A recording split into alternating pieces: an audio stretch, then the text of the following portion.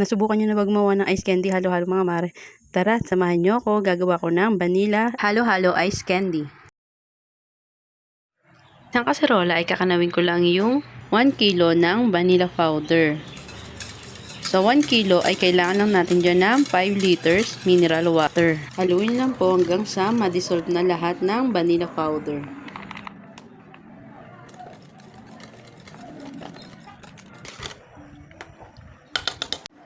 Ito nga pala mga mare yung ilalagay kong ingredients sa vanilla halo-halo ice candy. Meron ako ritong corn. Ito yung nasa lata, whole corn. Tapos, beans. Yan, niluto ko yan mga mare. At itong munggo na red munggo, niluto ko rin to. Gulaman. Ayan, niluto ko rin yan, gulaman, color green. At melon. Yan, nakaraan wala akong melon, ngayon lalagyan kong melon. Ngayon naman mga mare, maglalagay na ako ng aking mga ingredients sa halo-halo sa plastic bag, sa pack. Ito yung gamit kong plastic, 2x10.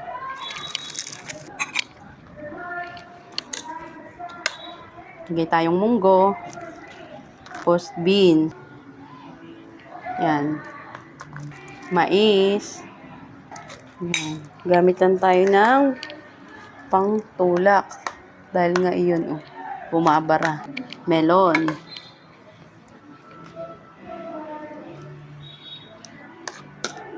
at gulaman.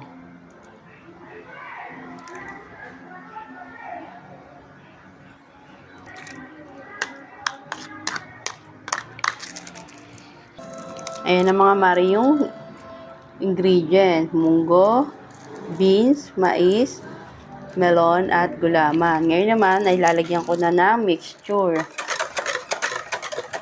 Bali sa paglalagay ng ingredients mga mare sa ice candy pack ay tinansya ko lang yung dami. Sa mixture naman ay magtitira lang tayo ng konting space sa taas para sa pagbubuhol. Yan, ganyan lang. Tapos, yan, shake nyo. Pwede namang hindi na i-shake. Yan, meron na kayong vanilla halo-halo ice candy. Yan, paulit-ulit lang po yung gagawin yung mga mare. Pwede namang lagyan nyo muna lahat ng plastic ng mga sangkap bago maglagay ng mixture. Kung saan po kayo mas prepare. Kung ano pong mas gusto nyo. Noong nakaraan mga mare, gumawa na rin ako ng ganito. Kaso ang flavor naman ng mga mare ay ube halo-halo yung na-try ko. At saka buko halo-halo. Ngayon naman, trinay ko naman yung vanilla halo-halo. Pwede nyo rin itry yung ganito mga mare o para halo-halo talaga siya. Yung ilalagay nyo muna yung munggo, beans, mais, melon, at gulaman. Tapos yung mixture. Saka natin siya. Yan, gaganyanin.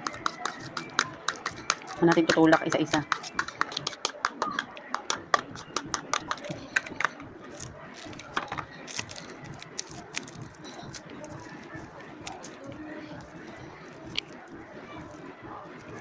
Ayan.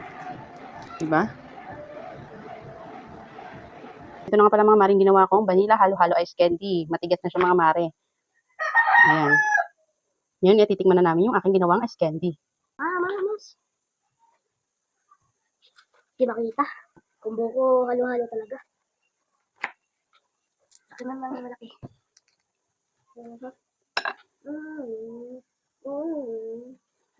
Yan. Ngayon naman ay iti-taste test na natin yung ginawa kong halo-halo. Ito nga't na. Ito yung aking anak. Makikitikim din.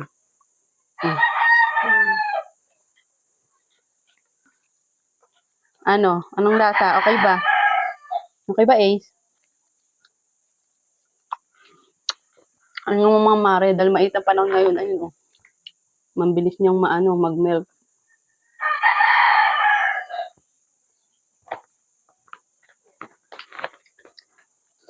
Ba't may binigay mo sa akin? Yan, try nyo na rin gumawa mga mare. Tama-tama ito ngayon sa mainit na panahon. O siya, ganito na lang aking video mga mare. Salamat sa panonood. Follow for more. Bye!